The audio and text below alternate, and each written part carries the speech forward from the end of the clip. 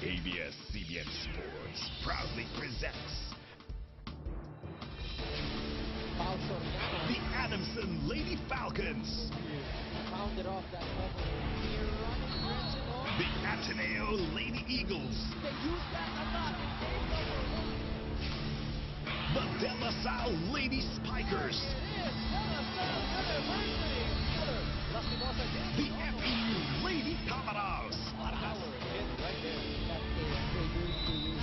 the UP Lady Maroons, 6-5 is the score ng Bangkok. Uribe the bukas UU Lady Warriors, Nebrida with an off. Paratinga again. the UST Tigresses, Yeho also does.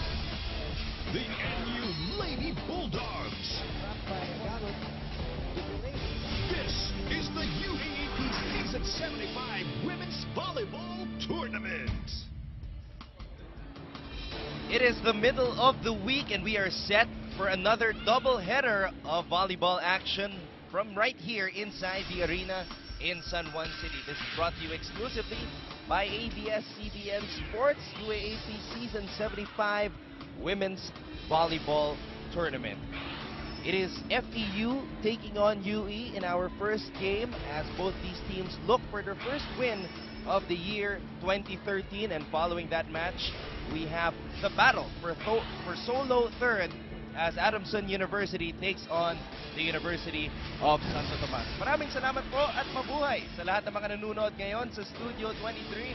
Ako po ang inyong lingkod, Anton Rojas, and joining me for the first game between FEU and UE, we have Mosey Ravena. Good afternoon to all of you volleyball fans out there, and two exciting games again today. All right, let's take a look at the team standings right now. And Mosey, it is pretty unusual to see that FEU, a team that was in the Final Four last year, to be at 6th place right now with one win, just one win and 4 defeats. That is so true, Anton. Remember, FEU having the winningest record in volleyball history. Now at 4-1, really struggling in the first round. Buti na nga lang talaga first round pa lang. While University of the East are cellar dweller with 0-5. Still no win at all in this tournament so far.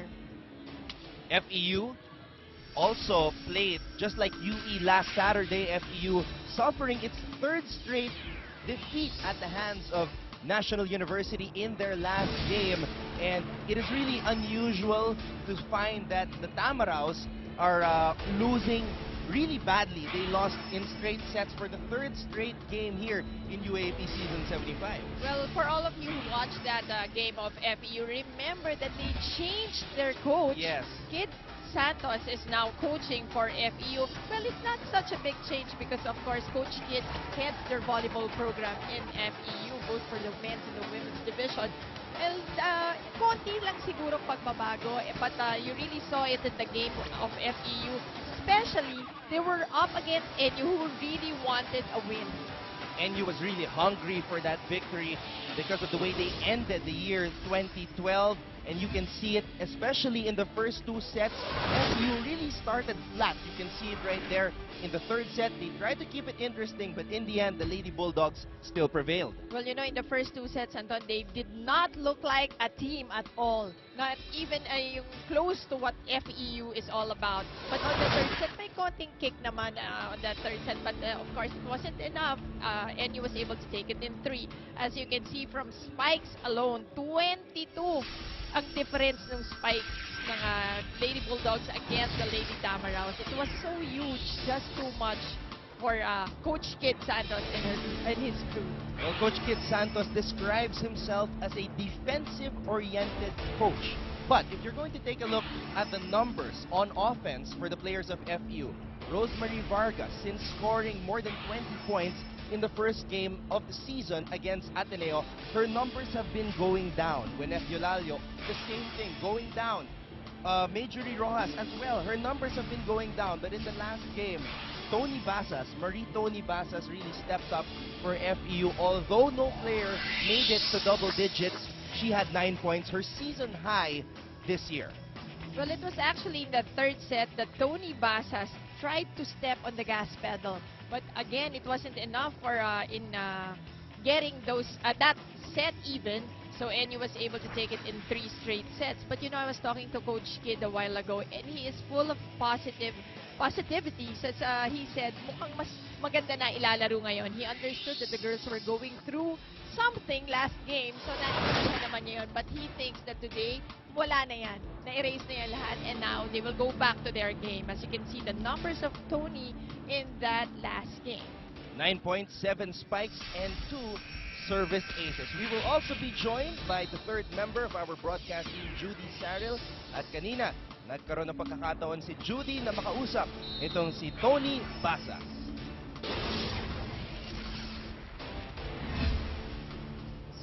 Alam naman natin na 3 sunod-sunod na game na yung hindi tayo nananalo. Ano ba yung nasa isip ng team natin ngayon? Siguro po, para sa akin, yung naisip po namin, parang sa last 3 games po namin, parang napapressure po kami. Tapos parang hindi po kami nakakagalaw. Tapos yun po. Tingin mo ba naging malaking epekto yung pagkakaroon natin ng bagong coach? Siguro po, opo, kasi parang napamahal na po sa amin si Coach Ness, tsaka 3 years na po namin nakakasama si Coach Ness, tapos bigla na lang po siyang na pinapahinga po. Tsaka yun po. So good luck, Tony. Kaya natin to. Anton? Well, those last words of Judy Saril really need to be delivered to the hearts of FEU. Kaya nila to if they want to turn this season around with comebacking coach Kid Santos. Kaya naman, Mosey, pag-usapan natin ang kupunan na makakaharap ng FEU. University of the East still looking for their first win here in UAAP Season 75. But unlike their performance last year, this time, in their last game against UST, lumaban na sila. Unlike last year, wherein they only stuck close to their opponents at the 10 or 15-point mark. This time, they stayed close all the way, and in the third set, they even led by 7 on 2 different occasions. Unfortunately, they just came up short. They did not have the killer instinct. No finishing kick. UST came out with 6 straight points to take the third set and ultimately the victory. That is right, Anton. As you can see, the set scores, tama ka naman dyan. In the 20s naman ang score, even in your first set. Kailangan pa ng stretch ng konti to get that first set. But again, yung lack siguro of height ng UE, which is Coach Boy Dalistan was telling me, yun ang nagiging problema. So they're very good in their floor defense. We've known them to be really effective with those floor defense. But again, kulang pa, especially in offense. But they were close against UST. As you can see, 34 spikes coming from the Lady Warriors. UST producing 41. Pero ito, kitang-kita talaga yung lack of height na yan sa blocking. As UST having 8. And pero Philip din ako, they had 3 of their own. And yun na nga, yung laban lang, yung heart nandyan lagi sa UE, Lady Warriors. But in the end, sabi nga ni Coach Boy Dalistan, ang gusto niya, lumaban lang sila. And that is exactly what they showed in their game against UST, showing that they can stay close until the end. But do they have the finishing touch? Do they have the finishing kick, the killer instinct? Yan po ang dapat natin pakatutukan dito sa larong ito. Now, let's talk about the players. Obviously, we know that the face of UE right now, aside from team captain Lucette Dawis, we have Faith Bulan. The third scoring option, Shisa Nebrida. And for the first time since the first game of the season against UP, a Lady Warrior, or 2 Lady Warriors at that, scored in double digits. Bulan had 13 points, Nebrida had 12. Even seeing her last year, partner, she's one warrior who is unafraid to attack. Yun ang gusto ko sa kanya eh. Hindi talaga takot, and she will adjust to the sets of their setter. And yun ang maganda for Coach Boy. Laban lang, yun yung gusto niya makita. Laban lang kung laban. And Nebrida is one player na ganyan. Malakas ang fighting spirit, and one who has a big heart. As you can see, her number 12 points all from attacks.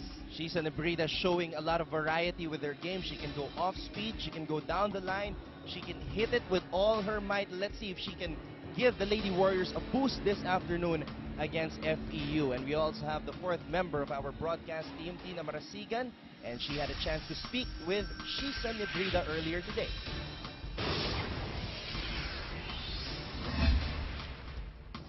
Hi, Hi, Shisa. Shisa, kahit na hindi kayo pinalad na manalo against the USC Tigresses last game, nakita namin yung determination mo and yung never say die attitude mo para lumaban pa rin hanggang sa huli para dun sa laro ninyo. Ano yung naging motivation mo last game? Siguro yung naging motivation ko, yung first yung family ko, tapos yung mga supporters namin ng UE, ganun. Tsaka yung school, syempre. Okay, so ngayon, do you feel confident in facing the FEU Lady Tamaraws for today's game? Yes, confident ako kasi kahit kung nakita niya naman yung last game namin, hindi kami, kumbaga, sinabayan namin yung laro ng USD. So, ayun. Okay, maraming salamat, Shisa, and good luck para sa laro niyo mamaya against FEU. Back to you, Anton and Moody. Well, you feel a sense of determination in the voice of Shisa Nebrida, but will it be enough for the Lady Warriors to take their first win of the season? Of course, they are coached by Boy Dalistan in his second year coming back to coach the women's team. And of course, that man, the comebacking legend, Kid Santos of FEU. Can the Lady Tams give him his first win here in UAAP Season 75? That is head coach Boy Dalistan of UE. When we come back, we shall have this match between the Lady Warriors and the Lady Tamaraws right here on Studio 23. This is the UAAP Season 75 Women's Volleyball Tournament. Season 75 Women's Volleyball Tournament. Nazarene Day 2013. And right now, this is match number 23 in the Women's Volleyball Tournament of UAAP Diamond Season 75. Officiating this match, our first referee, Lumer Pajibar Pajarillo, national referee. Our second referee, Jess Wally Villarreal, national referee. And now introducing our teams. First, the FEU Lady Tamaraws. Team captain number 12, Giselle C. Number 9, Mary Palma. Number 5, Rosemary Vargas. Number 2, Majorie Rojas. Number 15, Wenneth Eulalio. Number 4, Maritoni Basas.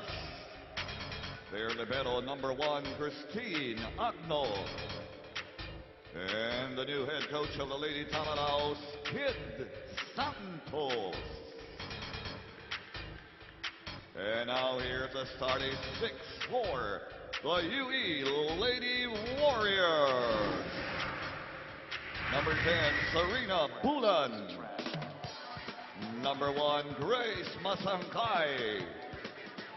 Number 16, Captain Lucette Dawis. Number 5, Shisa Nebrida. Number 9, Jan Manansala. Number 11, Christine Miralles. Their libero, number 12, Pia Sarmiento. And head coach of the Lady Warriors, Boy Dalistan.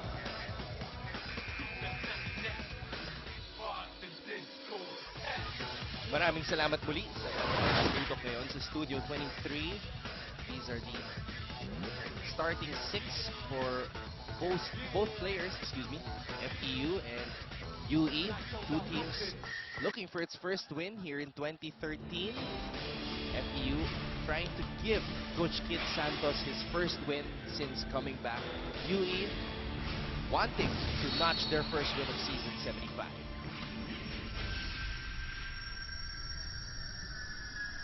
And we are underway. Not a good start for the Lady Warriors as Giselle C. kicks things off with a service ace.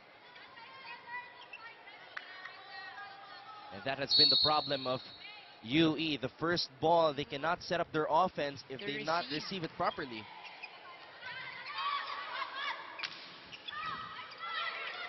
A joust at the top. Dawis was there. Could not get the point though. Vargas. She's a player that we have to watch out for this afternoon, Mosey, because she was extremely quiet in their last game against NU. Only 6 points for her.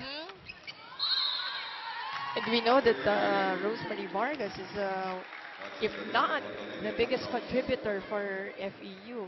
Yes, the number one scorer in the UAAP last year, the best score, tallied 222 points. Imagine that. Yeah. But so far, Vargas, as I mentioned in our pregame, her numbers have been going down since scoring 24 against Ateneo. So Rosemary, prove us wrong. Come on. Yeah. Yan na. That is the mission Yep. for Rosemary Vargas this afternoon. But look at the numbers. Ateneo 24, UP 17, against LaSalle 14, Adamson 10, and then it hit rock bottom against NU, That's just right. 6 points. Well, tama nga talaga si Tony Basas maybe na kahit papano na-affect sila nung change. Although it wasn't a full change, as, of course they would always see Coach Kid in their practices. All right, let's get an update right now on the side of UE. Tina Marasigan has this report on the Lady Warriors. Anton and Mosey, kahit na wala pa silang naaaning panalo, excited na excited pa rin na makaharap ng UE Lady Warriors ang FEU Lady Tamaraws ngayong hapon. Higit sa bilis, sipag at talino sa paglalaro, ang kailangan na baunin ng kupunan ay kumpiyansa ayon kay Coach Boy. Para sa kanya, balakid nga na sa kabuuan, mas maliit ang Lady Warriors kumpara sa ibang kupunan. Pero naniniwala siya na kaya nilang tapatan ng FEU, lalo na sa depensa. Malaki ang tiwala niya, lalo na sa dalawa niyang naging rookies na si Shisa at Christine. Huling bili niya bago magsimula ang laro, bantayan ng center, hindi ang spiker. Anton and Mosey. Thank you, Tina, for that report. And Mosey Yes, also had talaga a chance to speak with Coach Boy before this game. Well, yun nga talaga yung pinapoint out ni Coach Boy. No? It's really the lack of height. And I'm sure he's saying that because compared to the other teams, he could be a small, he is really a small team. But on the other hand, when you look at Adamson, hindi rin naman ganun katangkad ang Adamson. But yun na nga, nagsisimula dun sa character nila as a team. So, siguro yun din ang gusto i-build ni Coach Boy dito. Kaya nga sabi niya sa akin, itong mga bata to, kailangan tapang lang. Everyday daw sinasabi niya na just yung goal nyo for the day lang muna. Short-term goals muna. So, let's see. And probably, ang short-term goal nila today is to win this one and to have that first win lang muna. So at the end of this first match, one of these teams will finally end their respective losing streaks. FEU a 3-game losing streak. UE still looking for their first win. Let's go now to the Lady Tamaraw side and hear from Judy Saril. Anton and Mosey, we all know that the Lady Tamaraws are experiencing a bad start this season. And before the game started, I saw them very emotional. I get a chance to talk to Season 74's best libero Christine Agno a while ago. Her voice is somehow shaky when she shared all her thoughts about their current status. Sabi niya, mahirap lumaban pag di lahat lumalaban at ang hirap pumawi at iangat uli ng moral pagtapos ng sunod-sunod na talo. She still believes that they are a very talented team and despite all the negative feedbacks that they are receiving, they still need to be positive and just win back the hearts of their supporters. And Anton, nung tinanong ko si Coach Kid kung saan dapat humugot ang lakas ng team, sabi lang niya, pag may magandang depensa, expect a good game. Anton and Mosey? Thank you so much, Judy, for that report. Indeed, Coach Kid being a defensive-oriented coach, he also told me na nababagalan daw siya sa floor defense ng FEU. And that's one thing that he wants to improve because he said defense leads to offense here in volleyball. That's true. And, they just have to look at their history, their winning history para humugot ko ano may gusto nilang hugutin. Because napakalayo. They already have 29 championships as against siguro pinakamalapit ang UST with I think 14. So, dun pa lang they could diba, bring in that spirit na kami yung champion dito sa ligang to, diba? Na a lot of history. So, I guess yung change na yan, sabi ko nga, it's not a total change. It's Coach Kid Santos at the bench. So, konting pwedeng ma-affect ng konti, but in the end, I'm pretty sure they will learn a lot from Coach Kid. Well, Coach Kid Santos has been connected with Far Eastern University since 1970 when he started his playing career with FEU before moving on to the national team and coaching the men's team for the first time in the year 1974. So, which he has parang a connection in 19 of the championships Yeah. ng FEU. I actually asked him how Diba? many championships he won. Sabi niya, hindi ko na alam. Kung 1970 siya nasa FEU, may kinalaman siya sa 19 championships ng FEU so far. Coach Kidd coached the likes of Ramil De Jesus Oh, of LaSalle, yes. Lahat yan, Shaq dumaan. De Los Santos. He's a true legend here in the sport of volleyball. Actually retired 3 years ago, just coming back to help this struggling FEU team. They are up right now, 8-6. Back with more volleyball action only here on Studio 23.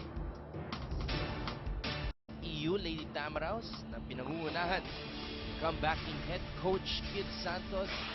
And that is the UE side.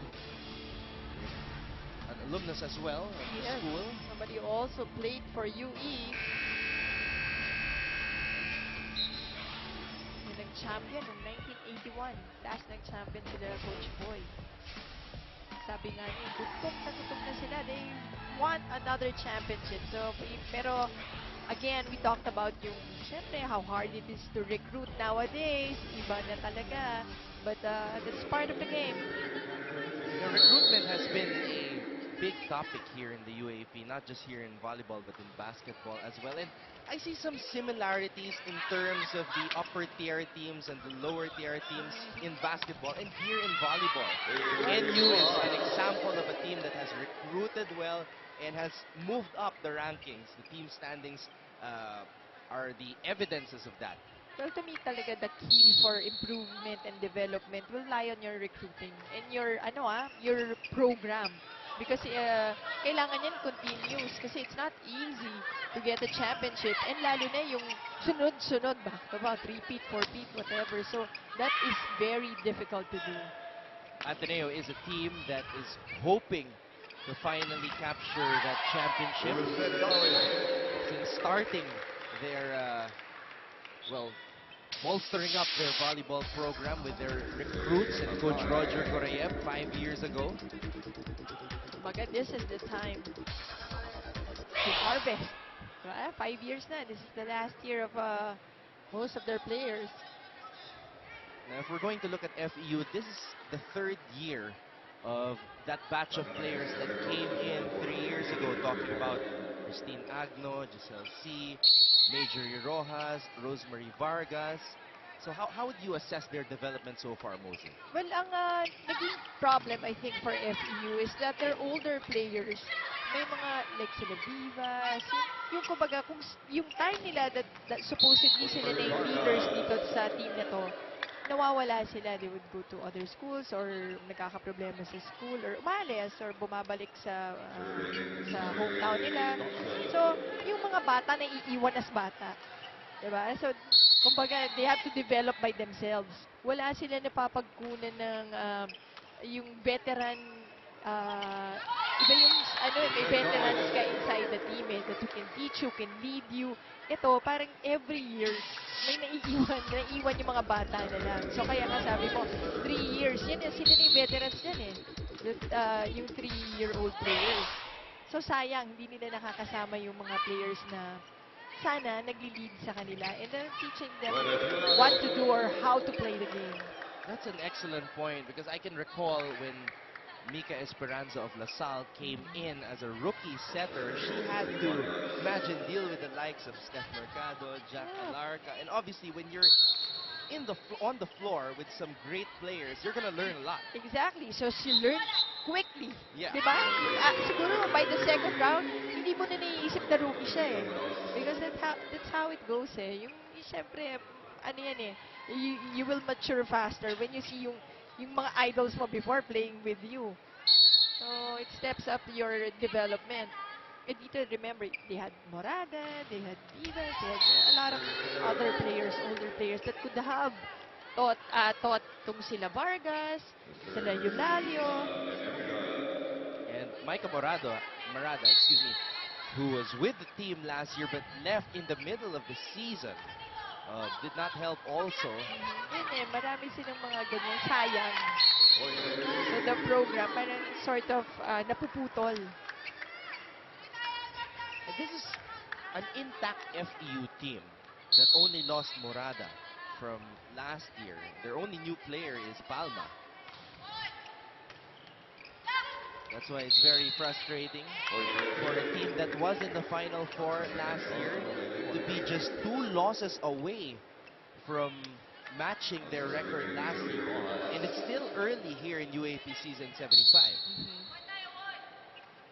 They finished 8-6 in UAP season 74 in the elimination round. Tied with Adamson and then defeated Adamson in that playoff match. Vargas digging that well. Now I can see, at least from the previous game, that FU is more aggressive today. Nung game nila against NU, you could really see yung faces nila, they were at a loss. They really started out flat in that game Really against flat. NU. Only tallying 11 points in that first set. Now UE, let's see if they can continue that trend that they started in their last game, wherein they were sticking close to their opponent in the 20s. Hindi na sa 10s or the 15-point mark. UE, tinanong ko nga si Coach Boy kanina. Coach Boy, alam mo, ever since, kahit yung time namin, yung floor defense ng UE, ang kulit lang talaga eh. Sabi ko, why is it that way? Well, sabi niya, yun na nga eh, because of the lack of you kind of put focus on the other things. Which is yun nga, sabi niya, yung floor defense, of course, ang nauuna doon.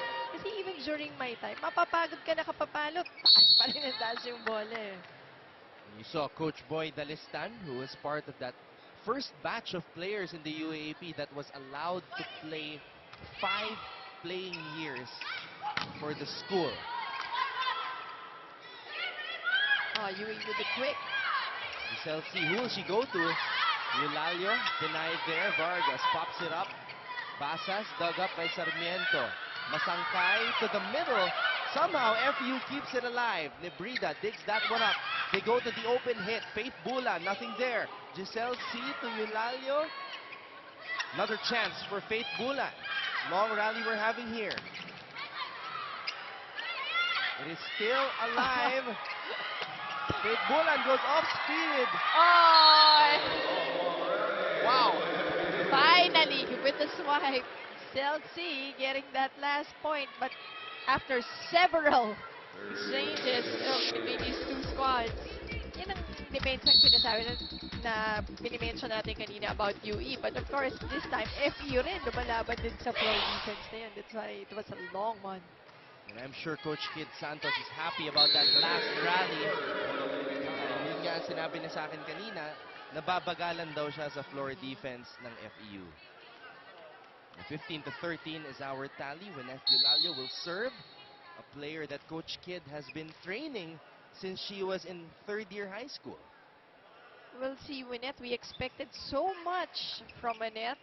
And even in her first year, nakita natin that she was really a potential. Pero somewhat nag-plateau ng konti yung volleyball career nitong si Wynette. But now, we could see more aggressive itong si Wynette. Wynette Eulalio still has one more playing year for FEU. She is the veteran, and her team is up by 3, 16-13.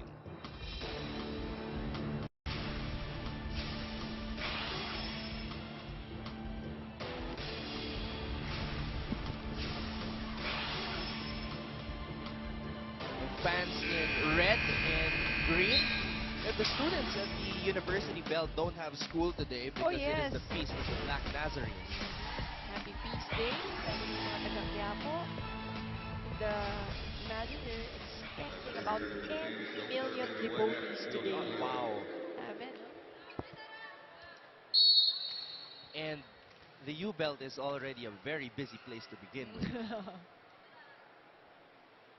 Let's resume this volleyball game between FEU and UE. Another service ace for FEU. They started off with an ace courtesy of Giselle C.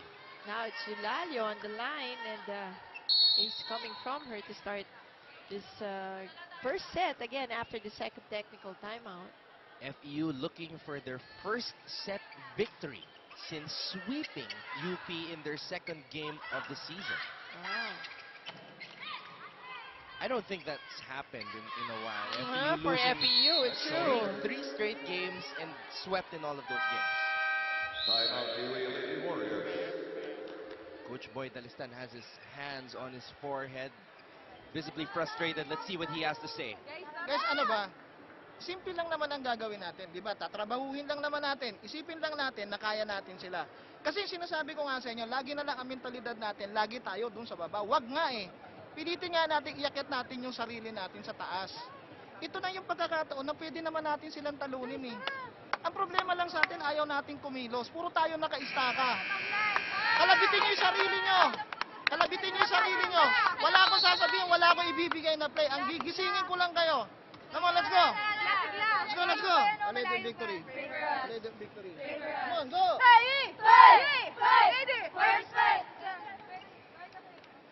Okay.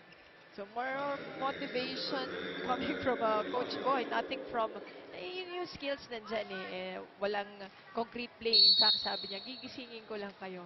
And maybe because he knows na in practice, hindi naman ganito yung ginagalaw nila. And then, kanina yon na-mention niya rin sa akin yon ang mahirap daw dito sa UE because when they come in the arena, nakita na yung mga tao, narinig na yung mga drums, nag-iiba daw yung laro. So sabi ko naman, Coach, ang ilang years na rin naman tayo dito, di ba? So yun na nga, actually, yun din ang sinasabi niya. So, they just have to get used to the environment. And it's got to be frustrating for UE. Like, what we're seeing right now, FEU is pulling away. In their last game, they already took a step forward, sticking close to their opponent. And right now, it seems that they're taking a step back once again.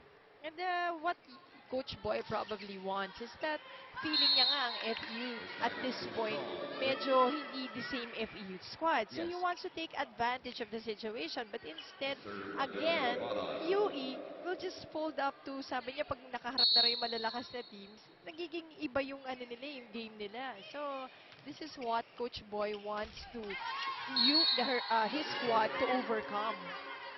He wants his team to take this opportunity to strike against a very vulnerable FEU side at this point. But a win by FEU here today could bring back that confidence. That's right. Yun naman on the side of Coach Kid Santos. He wants to bring back that spunk, that spirit, that FEU spirit na dati naman we'd always see them with Rachel Andakis. Diba? Talagang very happy volleyball also for FEU. But now, yung, at least in the last game, hindi mo nakita yun eh. No game faces for FEU.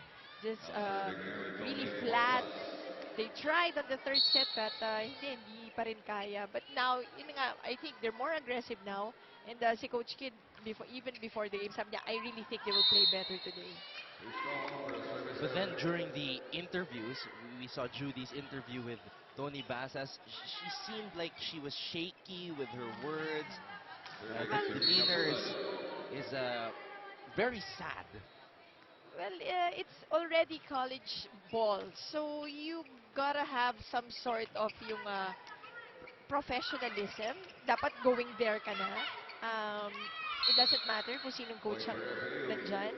It's really your game. In fact, on the other side, Coach Boy Dalistan was also telling them, yun ang mahirap. When you're the coach, you can only say so much. But when they step inside the court, it's really just their game. Which is true. I agree. Masangkay goes to Nebrida. We were talking about her before this game, and she gets denied by that double block collaboration on the FEU side. Let's watch it once again. Rojas right there. Well, Nebrida, a little bit quiet in this game. Remember, she had 12 points, all from spikes. So, alam natin that she is one brave warrior. Kaya ako naman dun sa setter nila na si Masangkay, bubugbugin ko na or bibigay ko na dito kay Nebrida. And she's always willing to take it. The same way that Masangkay sets up most of the balls for Sarina Bulan.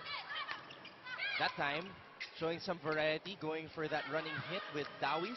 Nebrida goes off speed. It works once again. There's that variety of the hits that we were talking about from Nebrida. Very simple. No one there for FEU. Agno tried. It was late. 23 to 18. Giselle C had to adjust for that set. Masangkay goes to the other side. Double block was there for FEU. Right, totally reading that play of UE. Now the Lady Tams have arrived at set point. On the verge of winning their first set since December 8th. Oh! Dawson sending it right into the net. So they are leaving the door open for UE, who can still reach the 20-point mark. That's right, and they have a full front line. But then, of course, the important thing is to actually win a set, something that FEU has done once again in, wow, actually more than a month already. For the first time in more than a month and a day, FEU wins a set. They take the first set against UE 25 to 19. Set number 2 coming up. You're watching UAAP Season 75 Women's Volleyball Action, brought to you by ABS-CBN Sports.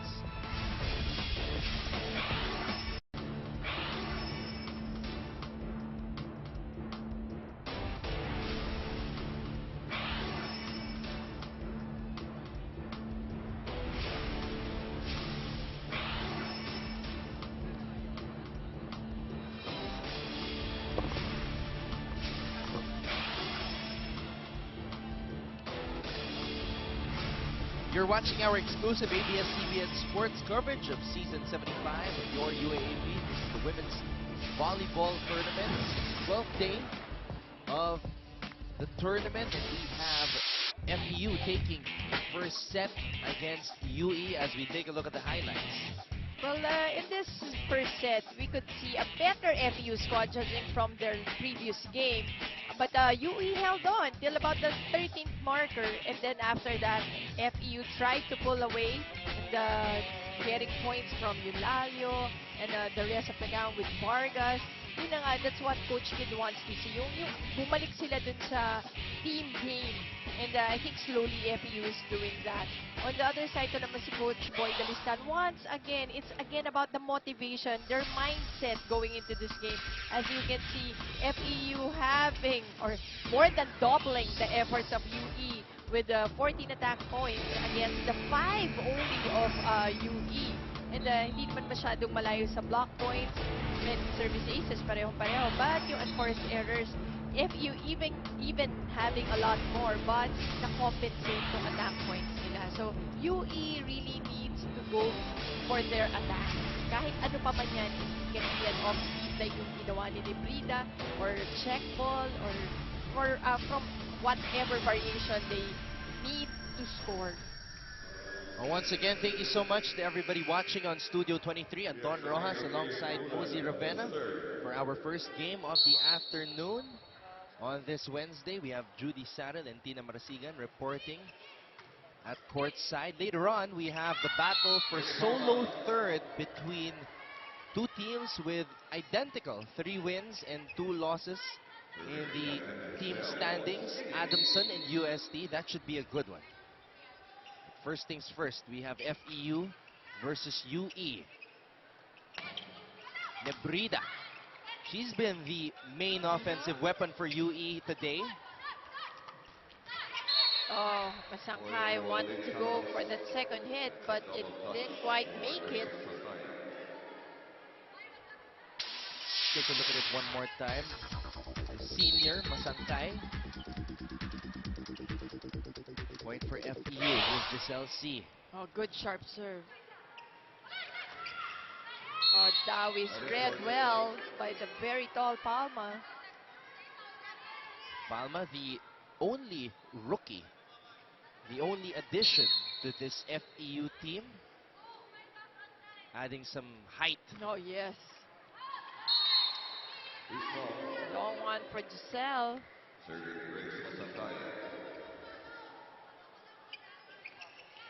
Now Masangkay will serve for UE. One of the veterans on this squad, along with Dawis and Martinez. Vargas! Oh, cross-court hit by Rosemary Vargas. Oh, FEU fans, I'm sure, are still waiting for the normal Rosemary Vargas Yes, to... Yes. the normally explosive Rosemary Vargas. Yung dinig na dinig mo yung spike, boom! Wait lang, nandiyan na yan, any moment. Do you think it was a big blow to the confidence of FEU when they lost that really close game at the start of the season against Ateneo? Yeah, that's right. And but you know, ang FEU kasi again, because probably of their championship history, alam natin na mabilis itong makabawi, di ba? Ever since we've covered the UAP so many years now, for so many years now. So yung alam mo na but now yun nga in question yung character ng FEU. It's as if they're losing that at least in this season. FEU lost in that thriller of a 5-setter in their first game of the year against Ateneo, and then won in straight sets against UP. That was their last registered win of season 75 before losing 3 straight. Let's take a look at this replay with Rojas. Violation, so point for UE. Here's Nebrida. Oh, that's... Oh, they were trying to get a overreaching violation, but UE gets a point.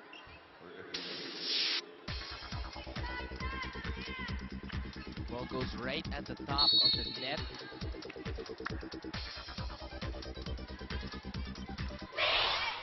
Five to 4. Lady Tams on top. Tony Basas goes cross court. It is too wide. Point for UE.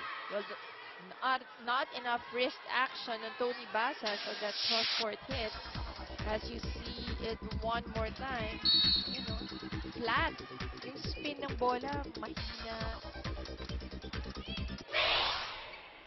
Tony Basas, of course, emerging in their last game. Top scored with 9 points. Eulalio with a quick hit. You could hear the entire FEU coaching staff telling Eulalio to go for that hit. She's got to be more aggressive because in the last 3 games, she has only tallied a total of 7 points. Well, you know, to me, FEU to be successful, they need the leadership of Giselle C. and with the help of Gwyneth Eulalio. Yung dalawang yan, they could really lead this team. Giselle C., the reigning best setter. A lot of awardees actually, 3 to be exact, from UAP Season 74 on this FEU team. Christine Agno, That's reigning why, best digger also. I guess that's why I see Coach Kid full of positivity. Why? Because he knows that individually, the girls are ready. Diba? It's just that yung, maybe, again, yung team, as a team, they need to work on that. 7 to 6, UE staying close once again. Giselle C. Underhand set. Basas goes cross court once again. It's a point for the Lady Tams. So we head into this technical timeout with FEU up by 2, 8 to 6. Stan trying to motivate his players to find their first win. Obviously a net violation there. Masangkay touching the tape of the net. Clearly, the net was moving after that block.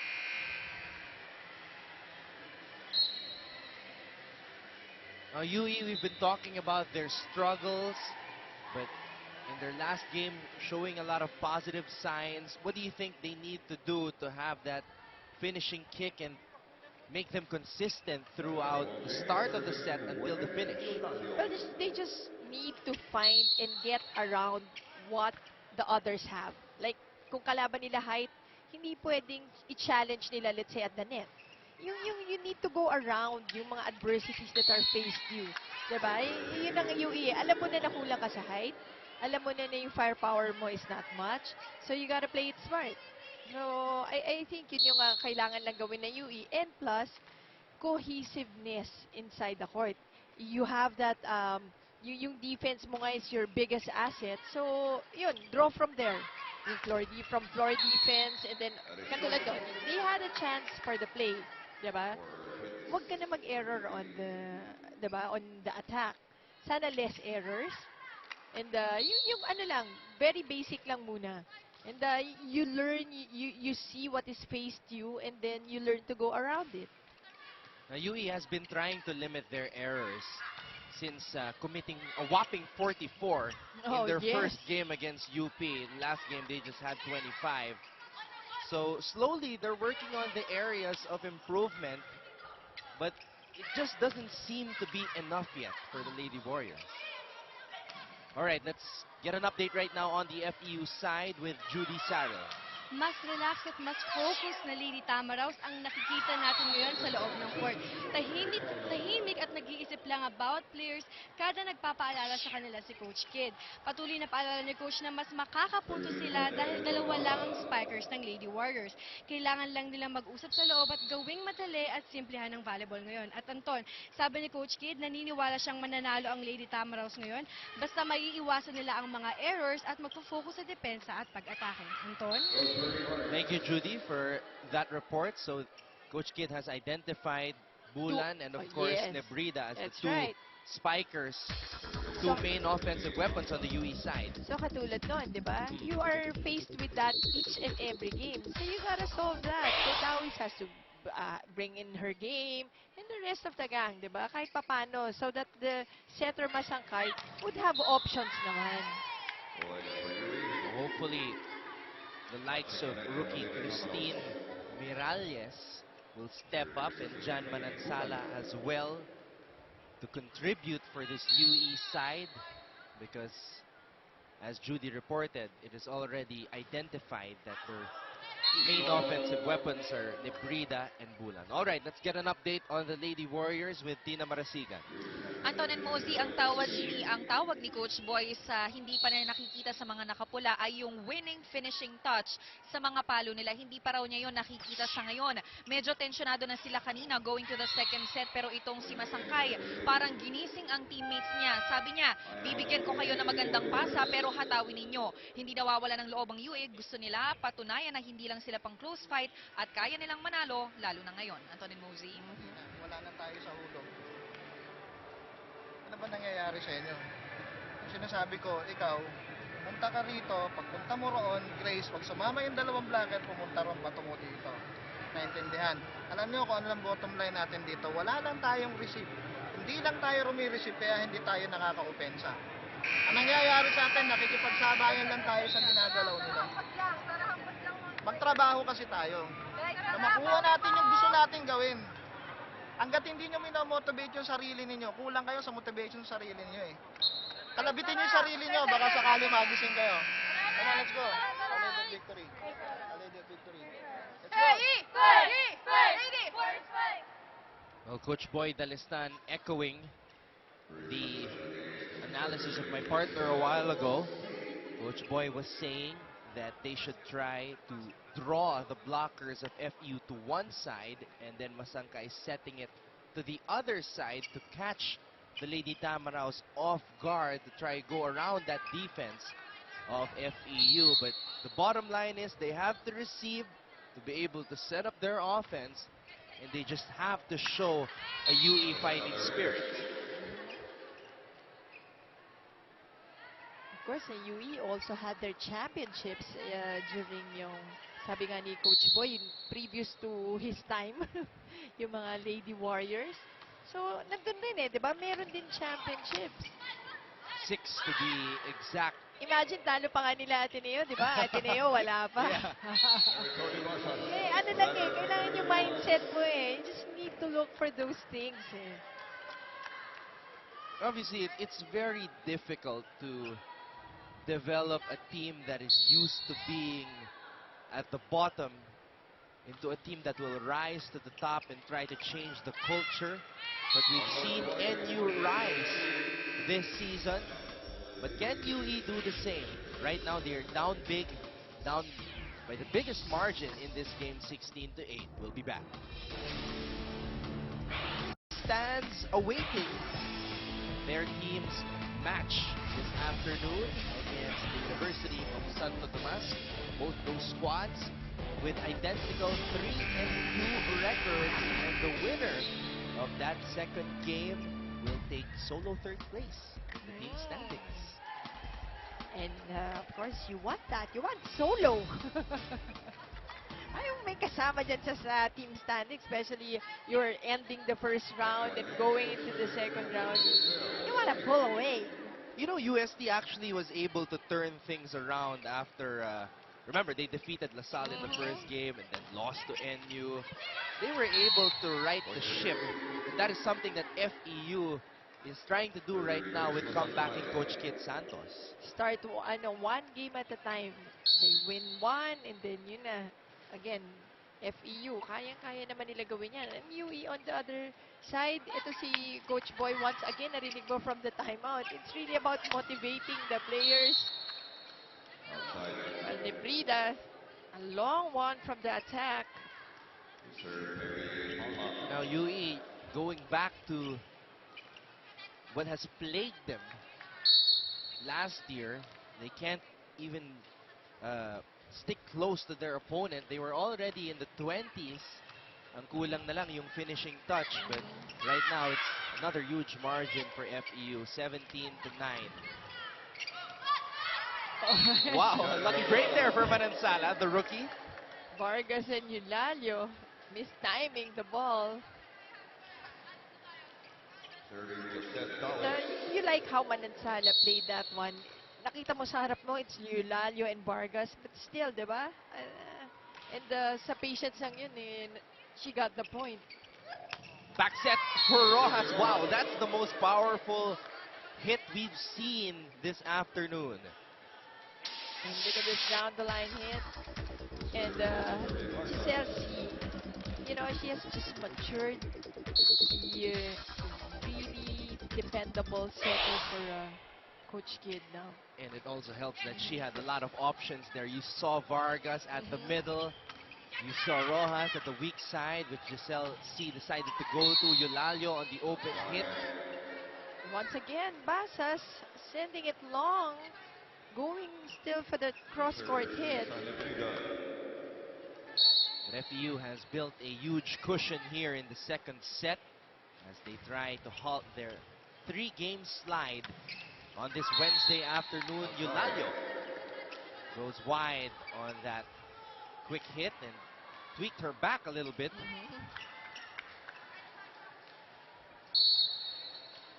She's stretching it. 6-point lead for FEU. Giselle C goes to Tony Basas. Sarmiento digs it up. Masangkay goes to Faith Bulan. Oh, Bulan has been quiet this afternoon, Moses. That's right. And well, in the timeout, as we've heard si Judy, she said na yun na nga dalawa lang kasi pinapatay ng FEU, so it's really easy for FEU to pinpoint where the defense will focus, diba? So, obviously, all eyes on Bulan, which is in front, or Nebrida yung sa rotation. But this time, Bulan challenging the blockers and making it. Pero yun na nga, yung percentage-wise, of course, definitely mahihirapan si Bulan. Although Bulan is capable of getting points, you have to have some variety also and try to make your offense a little bit less predictable. Kailangan ligawin mo yung mga blockers na yan. You have to send them somewhere else. Good recovery though by Bulan after Giselle C went for that drop ball.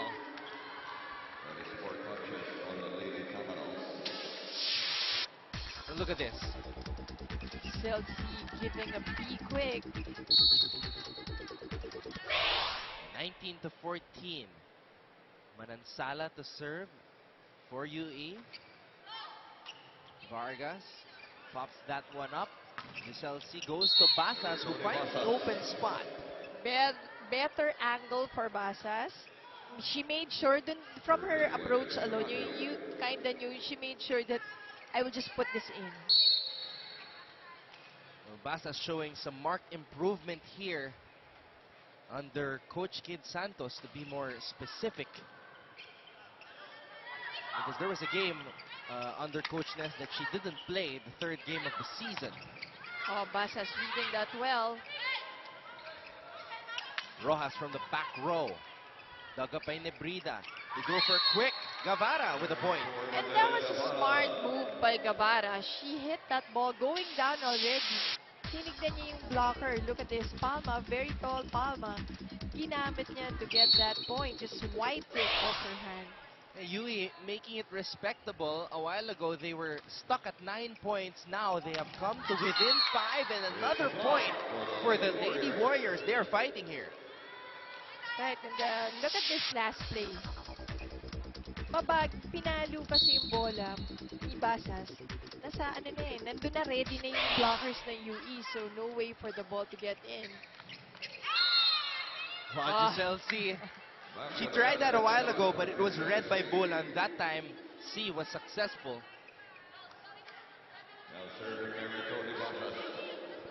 But going back to that last point of UE, it was courtesy of that block by Dawis, wherein Dawis really gets a huge percentage of her points from.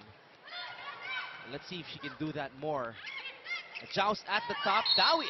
Just talking about her. That's right on cue. Right on cue, partner. And Dawis went at the net. Ito yung siguro biggest challenge for FEU pag si Dawis nasa net. Because of course Dawis a lot of experience, a lot of volleyball games under her belt. She is one of the top blockers here in the UAAP, Rosemary Vargas.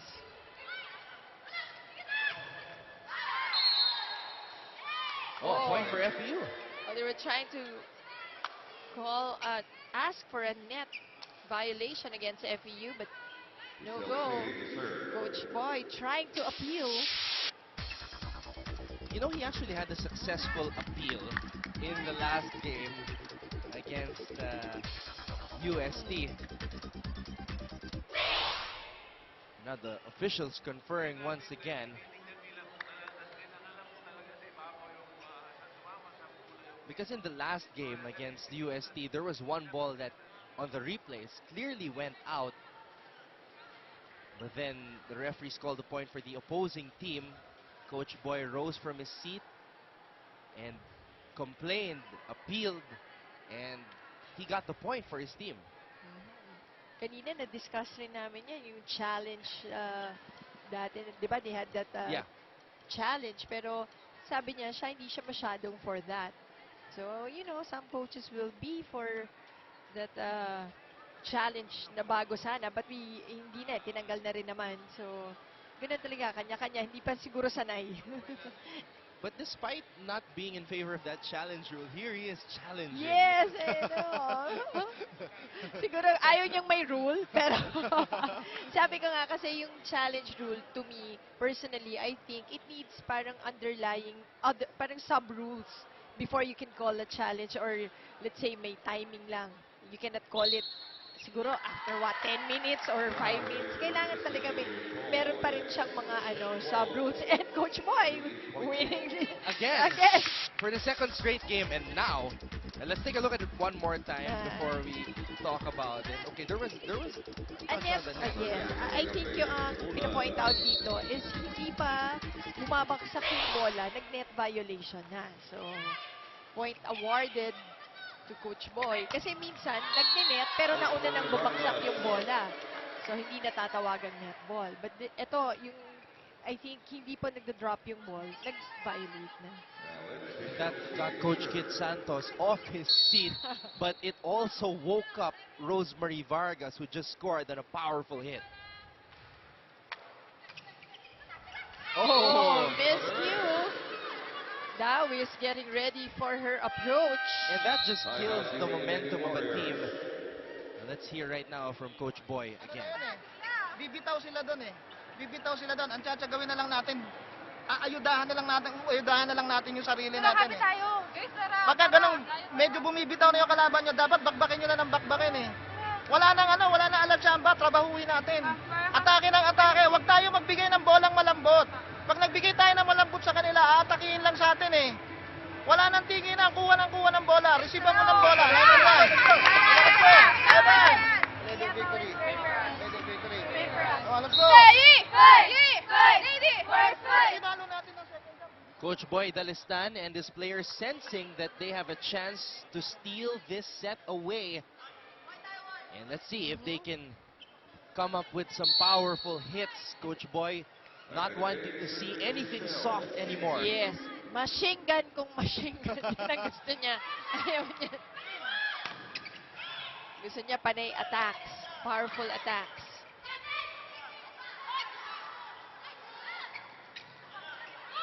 Now a chance for UE to set up. Oh, and credit that set. What a decision there for FEU for the back set in a quick set at that. Well, Midjiri Rojas turning things around for herself. For the benefit of her team here, she has also been quiet in the past couple of games. FEU now at set point, looking to go 2-0 ahead of the Lady Warriors. C goes to Vargas, drop ball, does not work. Manansala was there. Oh! 4 touches violation called against UE. Another tough break for UE as FEU. 1, 2, 3. Okay naman. Over 4. So FEU, 1 set away from giving the comebacking Kid Santos his first win since retiring 3 years ago. Keep it right here on Studio 23 for more UAP Season 75.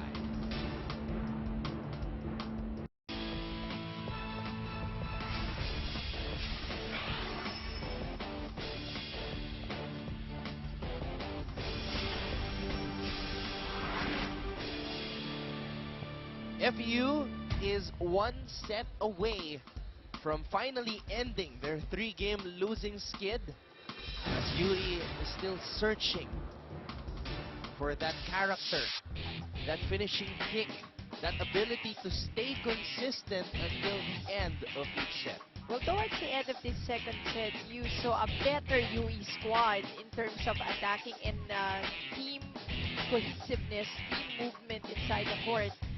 Especially in offense. But still, again, not enough options for the Lady Warriors. Ngayon ang nagiging problema because the defense is really in Nebrida and Bulan's back. At kanina nung si Gabara nga tumira, di ba? Ang ganda eh, because nobody was there and she got the point. So it's something that UE should look into. But you can see the numbers. FEU 12 attack points as against the better 7 attack points of UE. And yung at force errors, masyadong madami for FEU. They want to win this one. Just too many. They have to take care of that. On the other side, of course, UE also. Yun na nga yung kanina when I mentioned yung mga little things that UE has to do in order to win games here in this season. So, do not dwell on yung kulang ka sa height. Wala na yan eh, diba? So, you just go look at the things that can be of your advantage. Meron yan, hindi naman pwedeng wala dito because you get to this level. And itong mga players that also came from high school volleyball na mga magagaling mga standouts rin naman. And we are ready for the third set of this first game on this Wednesday afternoon between FEU and UE. Thanks so much again for joining us on Studio 23 and Ton Ross alongside Muzi Ravenna. We have Tina Marasigan and Judy Saril reporting at courtside as well. Another net violation against UE. Sayang. Jimberly Dizon. Last Support year's team UE. captain, yeah.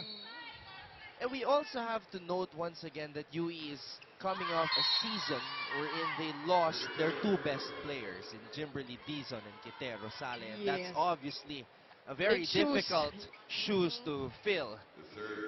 Lalo na si Kite really carries the load for UE. And that role has fallen into the hands of Faith Bulan. Vargas. We've only seen 2 powerful Vargas hits this afternoon. Oh. Masyadong malaki yung nakaharang. Palma on the floor. Nobody could get to the ball. Agno tried. Look at these FEU players just falling down like dominoes. Look at Vargas. Oh, unforced error is something that UE has been able to limit, but if they continue to commit them, obviously it will not help their cause. Let's take a look at it one more time. Yan yung mga sayang, di ba? Lalo na yung service points na yan. Sayang yan eh. So, super easy points given to the opponent. Again, the inability to receive properly, haunting this UE team. And this is a UE team that won 4 games last year. They finished 4-10 at 6th place. And obviously under Coach Boy Dalistan for the 2nd straight year, they would like to exceed that. They're already a huge mountain to climb. That's right. And, you know, you always want a better finish because that says much about your program, diba? Because obviously you have to improve year after year. So that is the goal in the sights of UE, but you know, because of this type of a start, they just want to take it one game at a time. Oh, Eulalio. Good job. Eulalio, even with no approach, going for that kill. Ponon sent in for Masangkay. Ponon, there was a year wherein she was the main setter of UE when Masangkay sat out. So here she is. Oh, not enough juice of that push. And we've seen this in the UAAP when the coach does not like what he's seeing from the setter, he changes it up. Yes, and then sometimes it's not even yung not liking, but sometimes at a certain point in the game, you know that you need a different, look. Yes, a different look. So, it's part of the entire game plan. Sabi ko nga, this year, yun ang biggest advantage ng Lasal is they have 2 incredibly good setters in Fajardo and Esperanza. And there were a couple of games wherein, because of the splendid play of Fajardo, Coach Ramil would keep her on the floor for an extended period of time. Or sometimes si Esperanza naman, diba? Tapos parang, hindi nga hindi nga parang gumaganda palalo eh. Hindi mukhang second setter. Kasi lalo pang gumaganda yung diskarte. And on the Ateneo side naman, they do that with the new setter, Giselle Tan. Yun naman, what's good about Giselle Tan is that even though she's very young, you can see that she's a fighter. Ang ganda sumusubok inside the game ng mga quick right away, just from once she gets in, if she feels na kaya niya ibigay ng quick, magbibigay ng quick. And you want that. Kasi ang setters yan dapat ang quick thinkers, madiskarte at matapang. And even UST, they've been doing that with Lantin and Cabanos. Yes, now, that's right. So the game is evolving here. Kasi nga inumpisahan ng Lasal. kailangan mag-up to par yung mga teams. Diba? Kasi what's good about that pa is that your fresh legs, diba? In the middle of the game, put in a new setter, bago na, fresh look, fresh legs. So they'll just really do you wonders. Right now, FEU working wonders against UE. They are up by 4. Back with more volleyball action. Brought to you by ABS-CBN Sports. This point of the game is 8-4. Now we're seeing a more joyful look on the faces of the FEU players. Alam mo, in sports, ikaw ang dami mong ginagawa. Iba-ibang sports yan, diba? What brings a smile to a player or to an athlete? Yung W na yan eh. When you're ahead, when you're winning, alam mo, nare-relax eh, diba? They didn't have this look before this game, kahit sa interview, shaky voices, parang may masamang nangyari. Panalo lang yan sa alam. And it's been, like I mentioned, it's been more than a month since FEU tasted victory. And they can finally, once again, have that feeling at the end of this game, should they continue this stellar play that they're showing right now. Let's go to Judy Sarah. Anton and Mosey, halatang halata kay Coach Kid na ayaw na talaga niyang makuha ng kabilang larong ito sa kanila. Sa sobrang pagpapaalala niya kanina ay sinabihan na siya ng mga players niya na mag-relax at binigyan pa ng inumin para talagang kumalma. Sabi naman ni Coach, relax naman ako, may mga maling galaw lang kasi tayo at yun ang ayaw ko.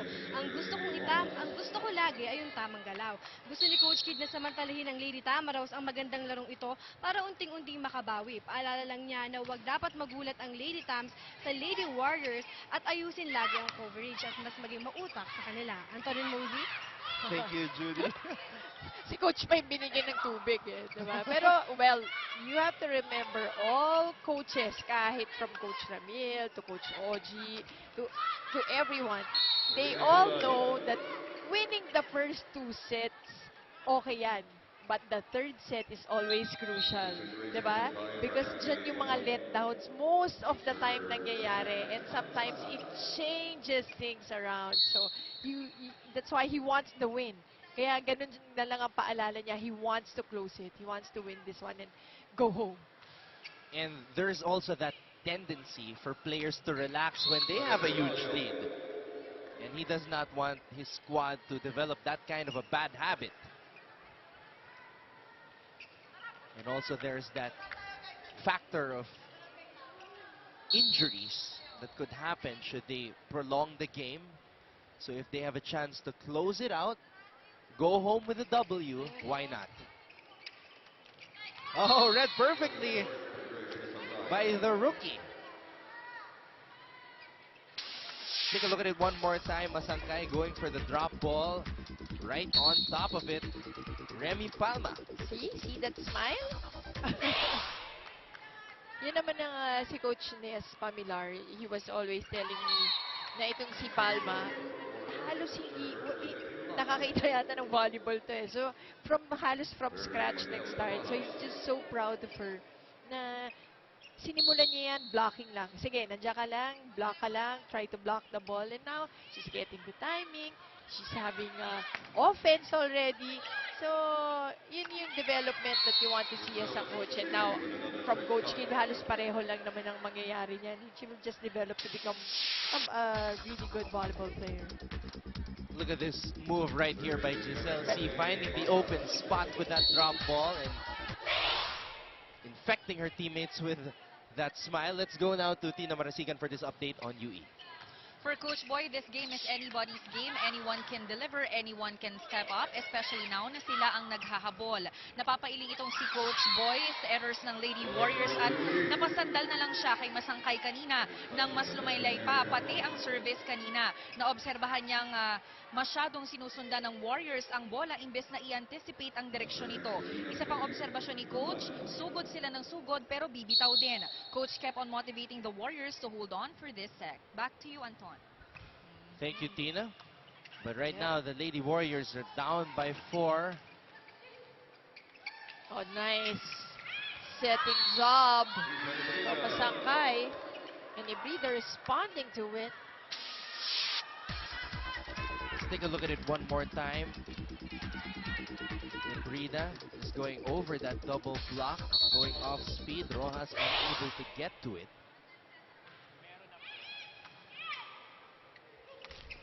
Oh, Palma with strength getting that over. And you were talking about Palma developing some offensive power little by little. Yep, look at that. And she's someone that really can be developed for FEU. Right. Being the youngest player and the tallest player. Narinig mo yung sigaw ni Coach Kid, Palma. Wanting to speed up things, binalik agad sa second ball. Underhand pa yung pagkabalik. Dawis. Napansin ko si Coach Kid dun eh. But Dawis, again, someone who we were talking about na kailangan din kahit papano, no? Would give her share as you see her on that middle hit.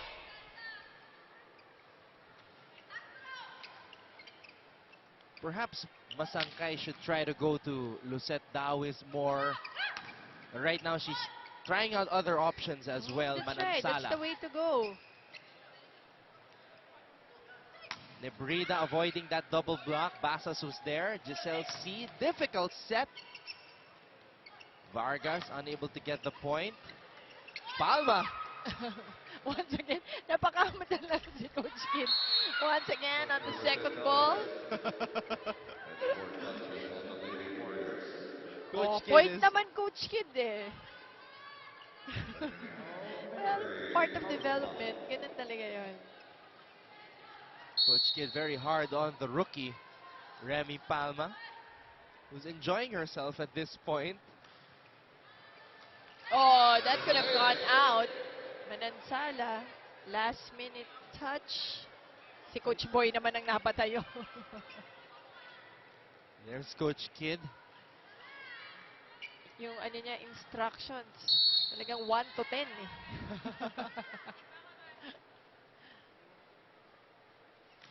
Well, he knows, of course, that Palma would be a huge part of the starting 6 Yes. for FEU. So, kaya ganun na lang yun eh. Yung correction niya along the way, you will always hear it.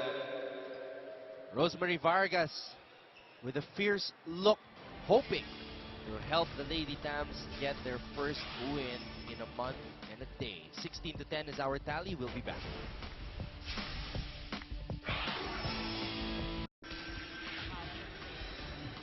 (16-10) is our tally here in the third set. UE trying to stay alive.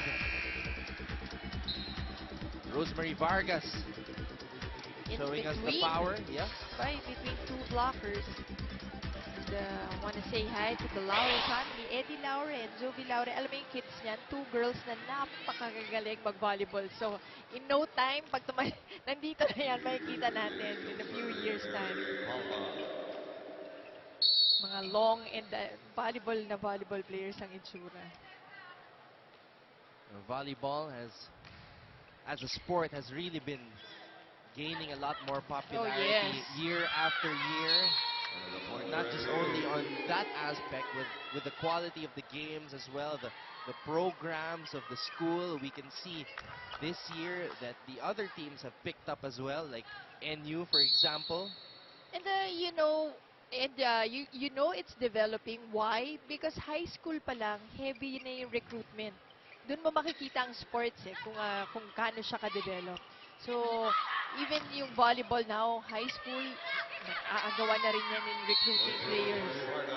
An example, Wineth Eulalio, a player that Coach Kid has been coaching since she was in third year high school. And not just coaching from high school, getting players from high school, from other schools as well.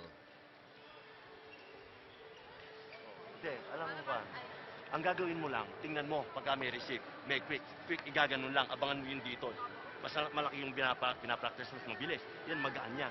Pag hindi bumlock, yung dalawang gilid, atras, Rose ha, huwag niyo po babayaan yung bunga lang bumagsak lang hindi natin na-attempt. Pag nakuha natin ang bola, atake. Ikaw ang key. Pag combination ball, pag easy ball. Easy ball, kombinasyon. Quick, singitan mo. Pasukan mo. Okay, sige. Well, partner, contrary dun sa mga timeouts on the other side, di ba?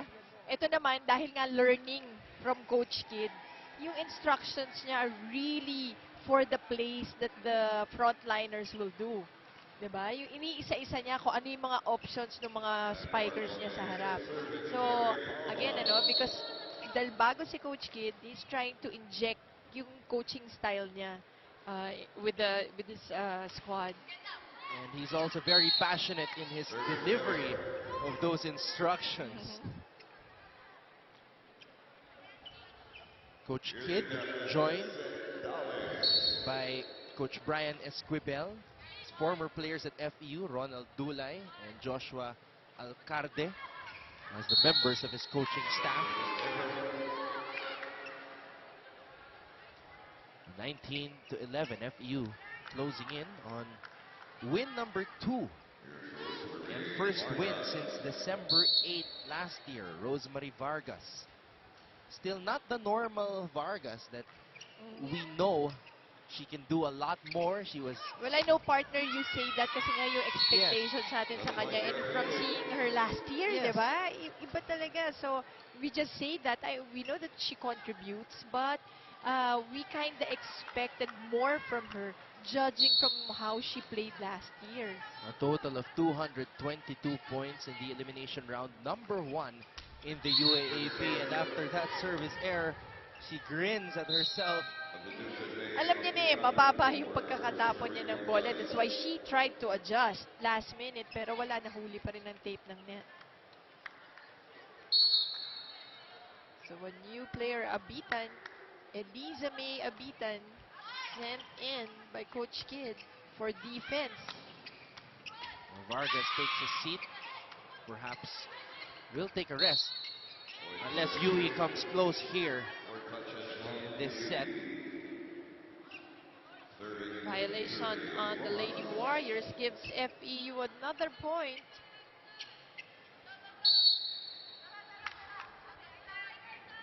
Biggest lead of the game for FEU at 9, 21-12. Bulan. Oh, way up in the air. Blasting through that single block of Wineth Eulalio. Faith Bulan, a transferee from the University of Perpetual Health, so she's an experienced player. Now, the main offensive weapon on the UE side.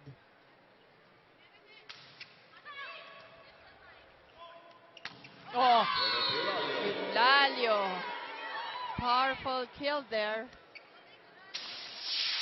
Eulalio really stepping up her game here against UE after a very quiet outing offensively. This is how we picture her, CEO talking about Wineth Eulalio, to how she would play this season.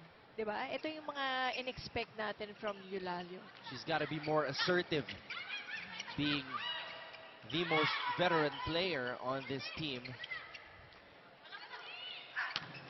Bulan getting a touch, but coverage was there on the back row. And I like the adjustment of Giselle C on that set. That was a difficult set coming from Giselle. And Basas rewarding her with that point going down the line. Here's Eulalio. 10-point lead for FEU. 2 points away from notching win number 2 here in UAAP season 75.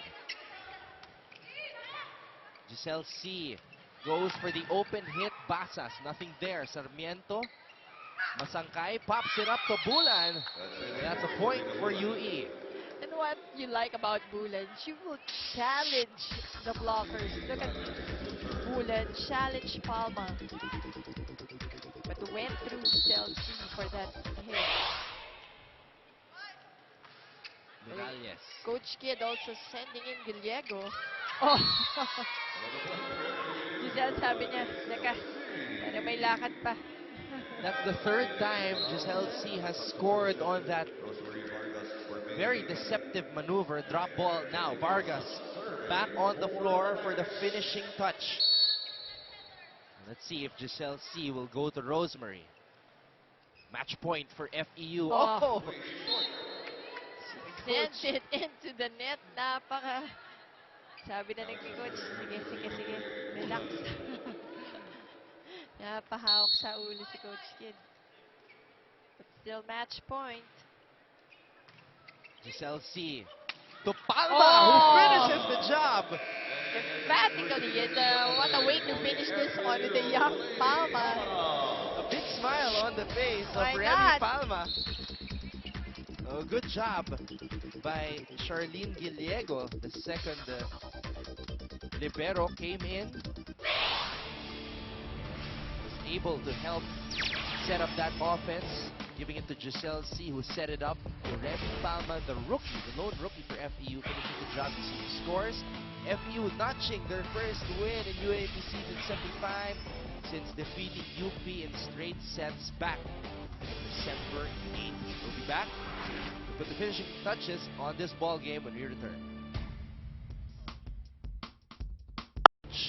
Kid Santos, his first win since coming out of retirement to coach.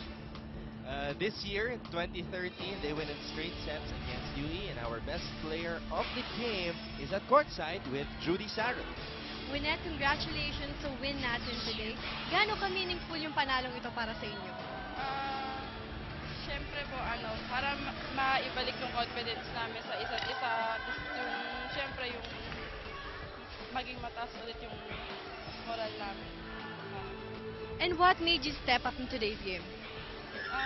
Sabi ng coach namin, magtiwala lang kami sa sarili namin. Magtiwala kami. Wynette, may gusto ka bang batiin? Kay mami ko na nasa bahay. Hello. Miss you, mami. Tapos tita ko po nasa bahay. Kay Ate Lisa. Hello.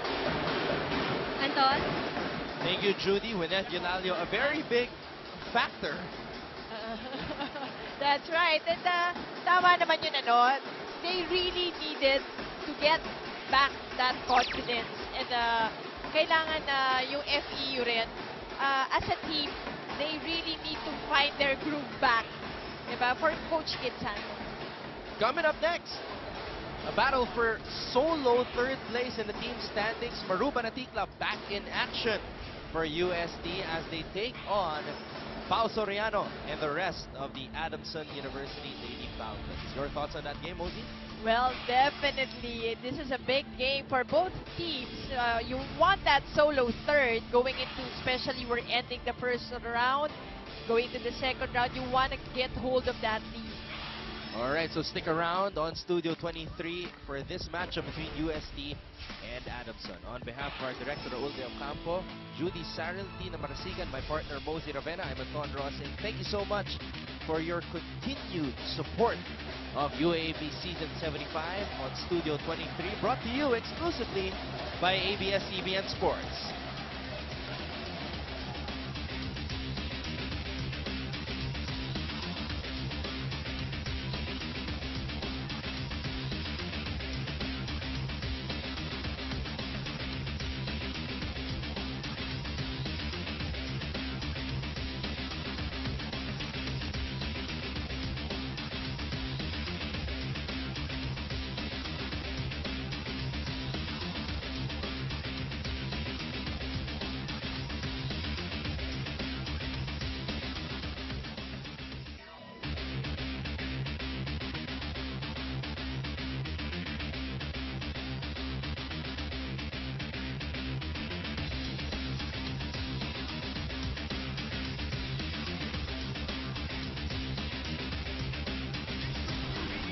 Season 75 Women's Volleyball Tournament.